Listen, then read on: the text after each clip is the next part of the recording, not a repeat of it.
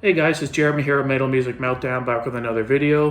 What I got for today, guys, is my third installment of the series, Top 5 of the Year. This is where I start back in 1970 and work my way through every year and give you guys my top 5 albums of that year. Again, this isn't a definitive list. This is based on my taste and my music listening and what I kind of grew up listening to and what I kind of gravitate and go back to the most often. And 1972 was a pretty tough year to pick top 5. There's a lot of good stuff that year. Not quite as much as the previous years, but some really iconic albums. There's 2 or 3 albums that popped in my head right away when I thought of this year. And there's 2 or 3 that kind of barely didn't quite make the list.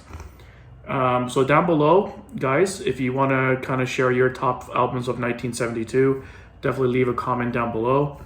And if you enjoy this type of content with top 5 list, reaction videos to rock and metal. I do a weekly Queen video every week called Freddie Fridays. And yeah, definitely hit that subscribe button, join the Metal Music Meltdown family, and give the video a thumbs up just to give the channel more exposure.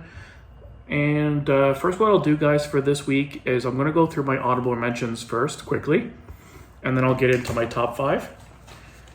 So just I'll name a few honorable mentions. Blue Oyster Cult had their self-titled that year. And Thin Lizzy had an album out that year. Uriah Heep had Demons and Wizards, which almost made my list. It just missed. Grand Funk Railroad had Phoenix out that year. Jimi Hendrix had War Heroes.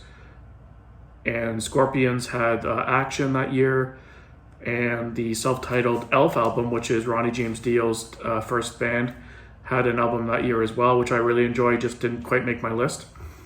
And jumping into my top 5, my number 5 is the Rolling Stones album, Exile on Main Street. This is an iconic album. As mentioned in the previous video in 71, Sticky Fingers is my all-time favorite Rolling Stones album, and Exile on Main Street is my second favorite album by the Stones. I'm not the biggest Stones fan. I know people kind of either like the Stones or Zeppelin or Beatles. There's always that, controversy and kind of argument. I was always more of a Beatles guy, and definitely Led Zeppelin as well, Deep Purple.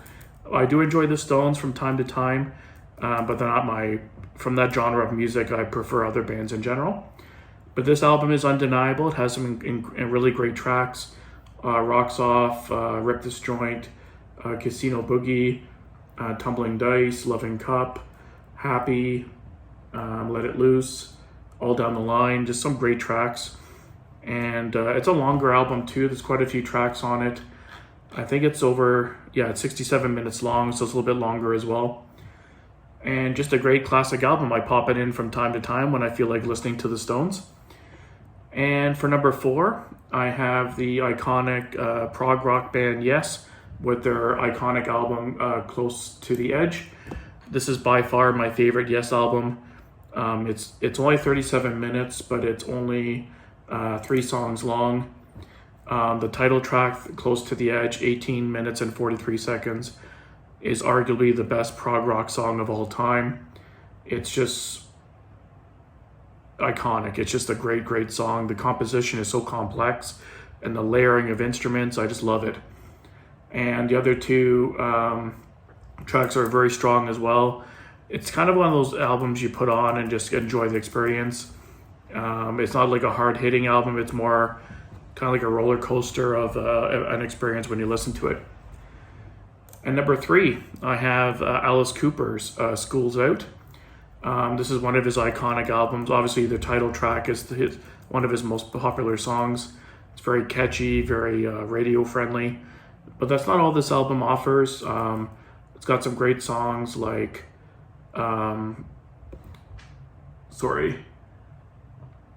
Blue Turk is good. My Stars is good. Alma Mater is really good. It's got some really solid tracks on there. Obviously, School's Out is the most popular, but this is just an iconic album, and it's one of my favorites from Alice Cooper. I still listen to it quite often. And number 2, I have Black Sabbath's Volume 4. At first, I thought that I was going to put this at number 1. But it didn't quite meet up to the previous album, Masters of Reality, or even Paranoid, or the debut album. A lot of people, so for some people, this is their favorite Black Sabbath album. I really enjoyed. It's in my top probably 5 or 6. But I enjoy some other albums a little bit more, but it's still very solid. With some classic songs like Supernaut, Changes, Snowblind, St. Vitus Dance, Wheels of Confusion.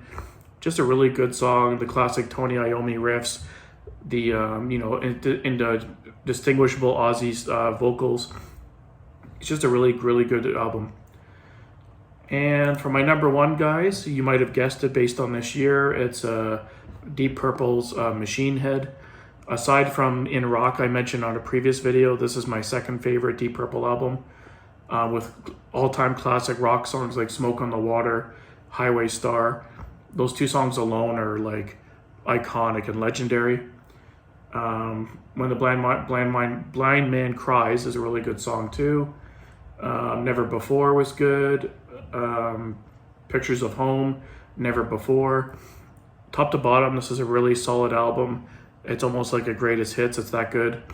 I just really love this album. Smoke on the Water, when I started picking up the guitar, was one of the first riffs I learned. Of course, it's got that iconic riff that's undeniable, and you kind of recognize it right away. And I love Highway Star as well. It's got high energy, and it's just a great, great song.